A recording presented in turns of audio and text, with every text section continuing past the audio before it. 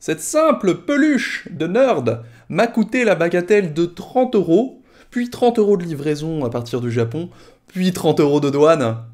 90 euros la peluche. Mais si vous avez la référence, attention, vous gagnerez non pas 10, non pas 20, mais bien 50 points de charisme. Alors dites-moi tout dans les commentaires et surtout, impressionnez-moi. Mais vous êtes surtout là pour les 5 news gaming, tech et pop culture à pas manquer cette semaine, n'est-ce pas? Alors bienvenue dans l'Hebdotax.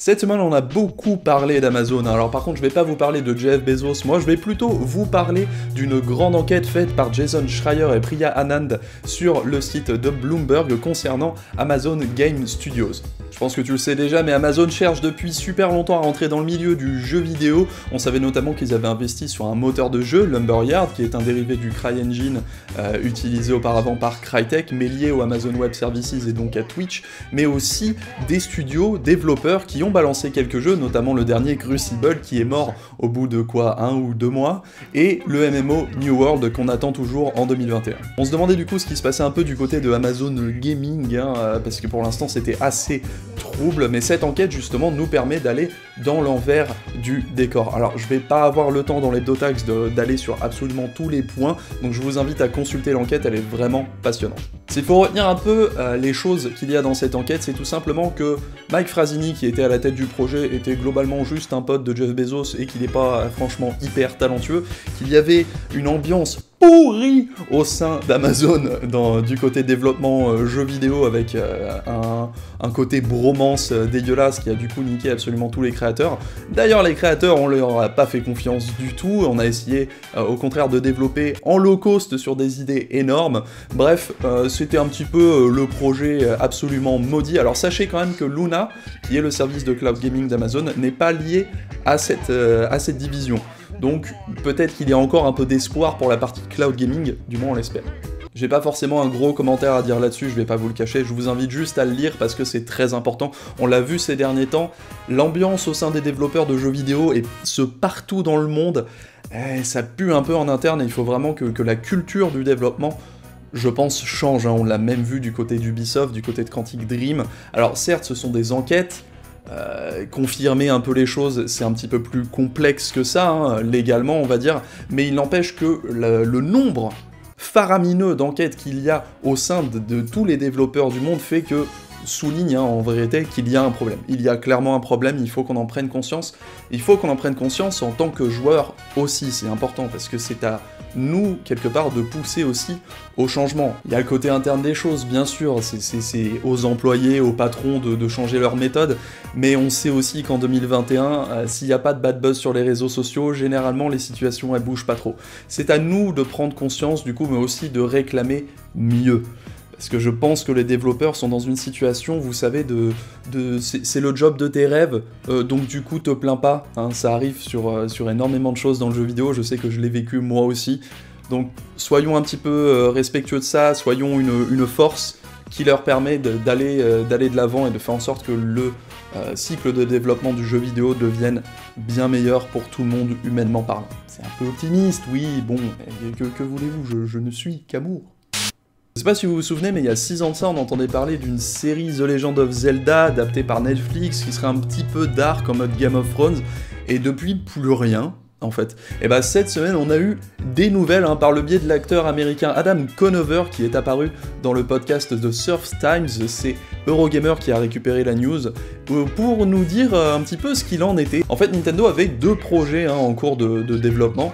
Il y avait bien sûr The Legend of Zelda, mais il y avait aussi une série animée Star Fox, sur lequel travaillait du coup Adam Conover, et quand il y a eu les fuites, tout à coup, ce qu'on va faire, c'est qu'on va tout annuler. Ouais, Nintendo a annulé ces 2 projets qui, je pense, font un petit peu saliver, juste parce qu'il y a eu des fuites. Moi j'aime bien cette news cette semaine parce que ça nous permet de voir l'envers du décor, tous ces deals qu'il y a entre les négociants, les producteurs, les distributeurs, etc. dont on est au courant d'absolument rien en vérité. C'est ce genre de projet qui n'apparaissent que 2-3 ans plus tard et qui nous mettent la hype alors qu'en fait ça fait des plombes que ça bosse dessus, tu vois. Pense au Star Fox, juste le Star Fox ça devait être une série animée à la pâte à modeler. C'est quand même incroyable, faut avoir fumé des baobabs pour l'avoir trouvé cette idée-là, quoi. Mais du coup, ça souligne aussi un concept assez chelou, quoi. C'est-à-dire que Nintendo a annulé le projet au moment où on était tous au courant et on a tous montré qu'on était hype. Il n'y avait pas une personne dans ce monde qui n'était pas hyper curieuse de voir ce qu'allait faire Netflix avec The Legend of Zelda. Donc c'est-à-dire que tu as la preuve que ton truc il va fonctionner, c'est sûr, et du coup t'annules. Franchement, il y a des fois Nintendo, je les comprends pas, mais je les comprends juste pas, quoi.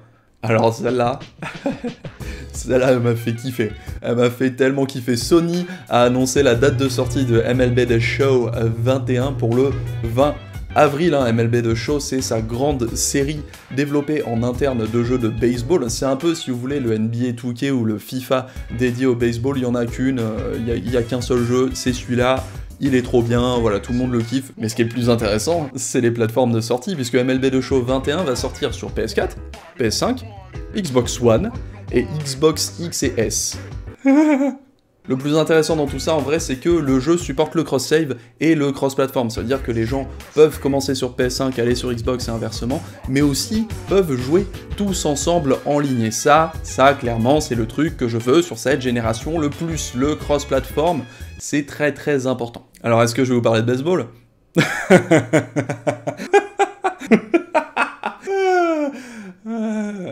Non. Bien sûr, ce qui est intéressant, c'est que Sony va devenir un éditeur sur la Xbox. Alors ça, on l'avait pas vu venir, hein, très clairement. Mais il faut voir un truc avec ça. Les gens ont commencé à se demander, mais du coup, Spider-Man ou des trucs comme ça, est-ce qu'on le verra sur Xbox plus tard? Je pense pas, les gens, je pense pas du tout. Hein. Je pense que ce qui s'est passé, très clairement, c'est que MLB a fait « Alors écoutez, on vous a filé la licence de notre jeu, là, ça fait des années, c'est trop bien, hein. Sony San Diego fait un super travail, on adore ce que vous faites. Vraiment, vraiment, j'aime beaucoup ce que vous faites. » Mais c'est-à-dire qu'il y a du pognon là, vous voyez, il y a même beaucoup de pognon là, et on le prend pas, alors que tous les gens, genre la NBA, ils prennent le pognon, la FIFA, ils prennent le pognon, la NHL, ils prennent bien le pognon quand même. Alors du coup, est-ce qu'on pourrait prendre le pognon? Parce que dans les faits, je pense que si on peut pas prendre le pognon, on va essayer de trouver une autre solution. Je pense que c'est un peu le moment où Sony a fait « Ah !» et a du coup accepté, hein, parce que tu veux pas perdre une licence comme MLB, qui est une licence annuelle, au même titre que les FIFA et les NBA qui font max de pognon avec des microtransactions et des trucs comme ça. Tu veux pas le perdre, ça. Tu veux pas le perdre d'autant plus que t'as un studio first party qui est intégralement dédié à ce truc-là, qui va pas du jour au lendemain, je sais pas, faire un The Last of Us alors ça fait des années qu'ils font un jeu de baseball. Du coup, est-ce que moi, personnellement, hein, je vois Sony faire ça à l'avenir? Nah, pas vraiment, là, je pense qu'ils ont vraiment été poussés par la MLB. Pour le reste, c'est possible après, c'est complètement possible. En fait, c'est ça le truc qui est intéressant avec cette news pour moi, c'est la magie de ce que ça peut pousser à faire, le fait que le jeu vidéo est passé d'un côté de bien à un côté de service. On est plutôt sur les abonnements ou les trucs comme ça, maintenant on n'est plus vraiment sur le boîtier. Du moins quand on parle de l'avenir du jeu vidéo, hein. Vous inquiétez pas les collectionneurs, je vais pas contre vous, y a pas de souci. Hein. Et du coup, dans ce cadre-là, le pognon des microtransactions, hein, il est plutôt important pour les éditeurs, mais aussi pour ceux qui détiennent les franchises. Faut dire que là, on a eu les chiffres en interne, hein, les chiffres de vente de Sony et de PlayStation, et que les jeux physiques ne représentent que environ 9% des gains que fait Sony, hein, et PlayStation bat tous les records. Donc à partir de là, je pense qu'il faut pas trop sous-estimer la tétrachie proverbial de pognon que représente le dématérialisé et du coup son pouvoir de négociation. Hein. Si t'arrives à faire flancher Sony sur une exclusivité juste parce que t'es là, bah en fait les gars, vu le pognon que je peux me faire, si j'ouvre à d'autres, autant vous dire que soit vous ouvrez, soit je me casse.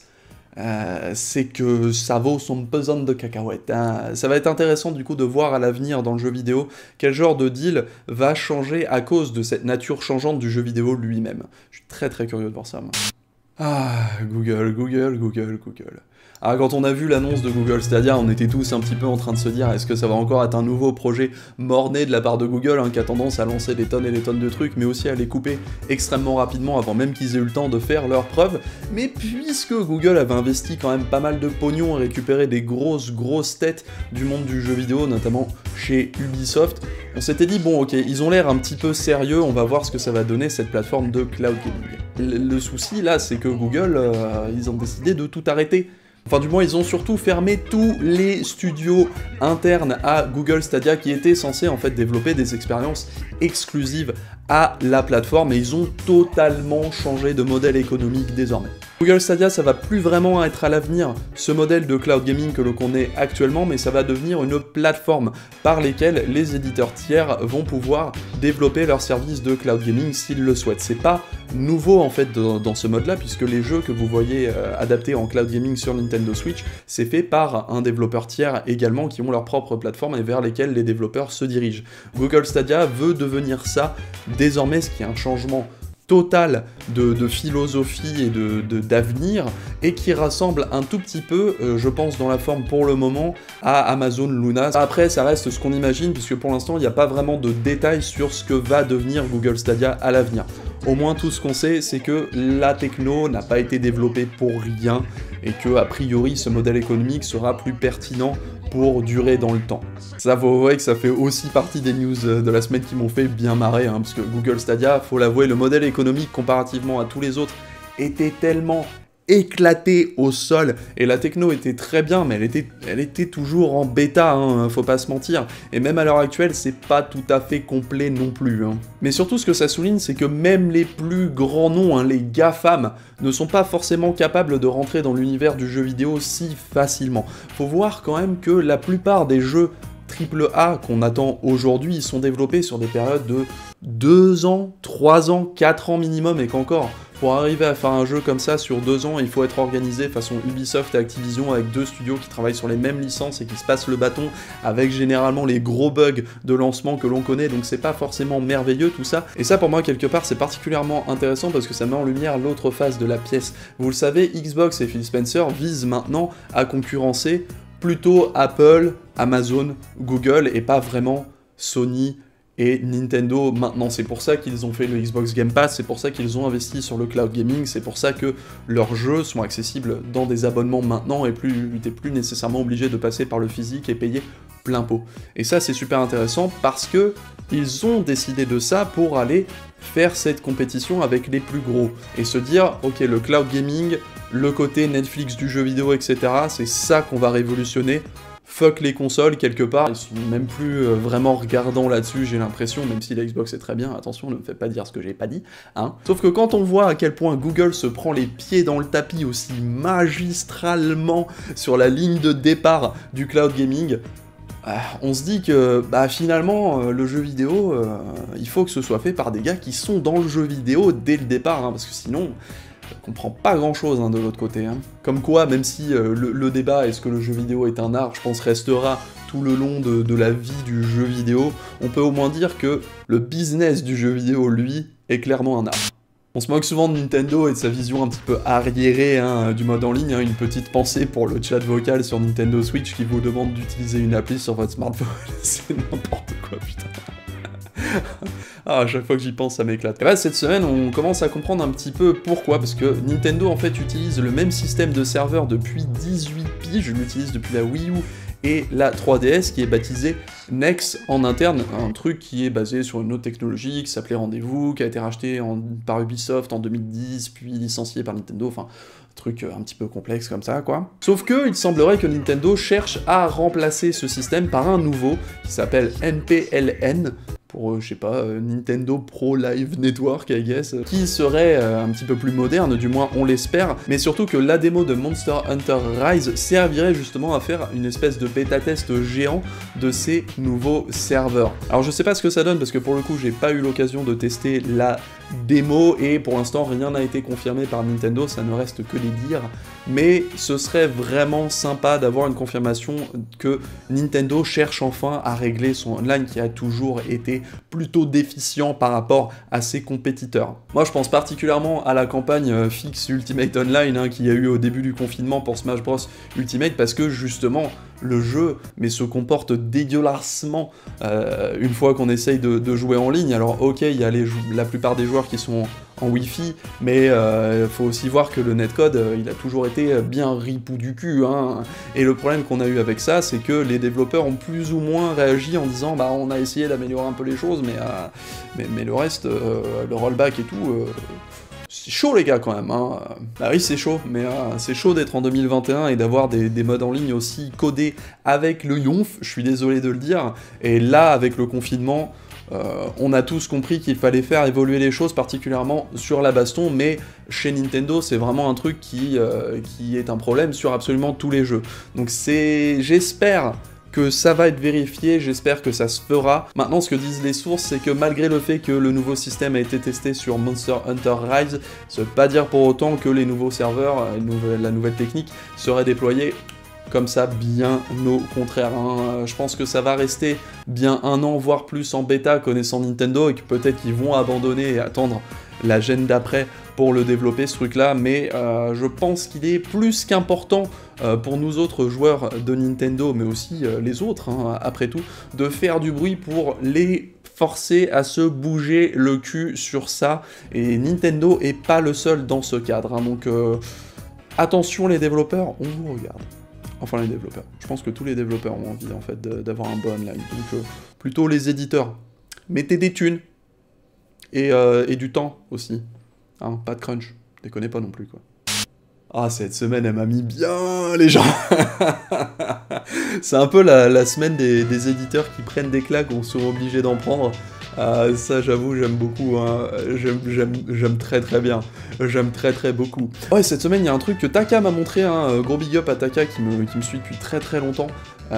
En usage de l'hebdotax que j'avais absolument pas imaginé, c'est d'utiliser le mode picture-in-picture de YouTube pour me garder dans un coin de l'écran en même temps que de continuer à utiliser son smartphone, c'est super cool.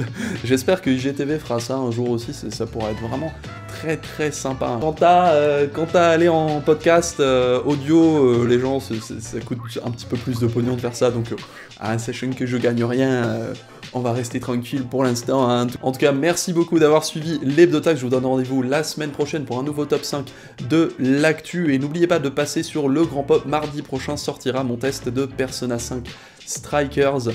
Mais d'ici là, je vous fais des gros bisous et surtout, portez-vous bien. Help me, Obi-Wan Kenobi. You're my only hope. お前はもう死んでいる。